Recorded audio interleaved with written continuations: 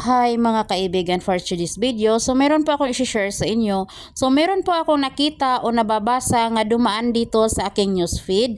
At ang sabi ay kapag hindi naka-onboard, lahat ng tools ay hindi daw mai-invite sa bagong tool ni Meta.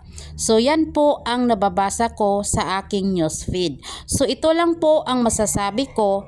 Base lang po ito sa aking na-experience nga dati ay hindi pa naka-onboard yung aking ads on reel. So not yet available pa yon. So noong na-invite na ako sa bagong tool ni Meta, yung content monetization tool, ay automatic na po naka-onboard na yung ads on reel ko. So meron na po akong kita sa Reels video. So hindi man malaki ang kita ko sa Reels, ang importante ay meron na akong Reels at naka-earn po siya ng $0.05.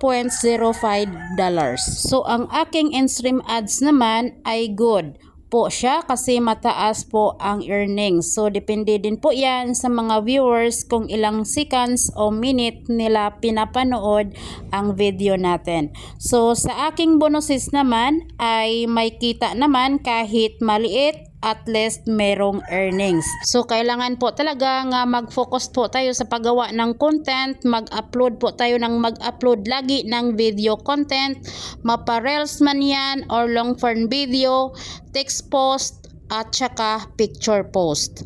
So yan lang po ang share ko sa inyo mga kaibigan. Thank you for watching. Bye-bye.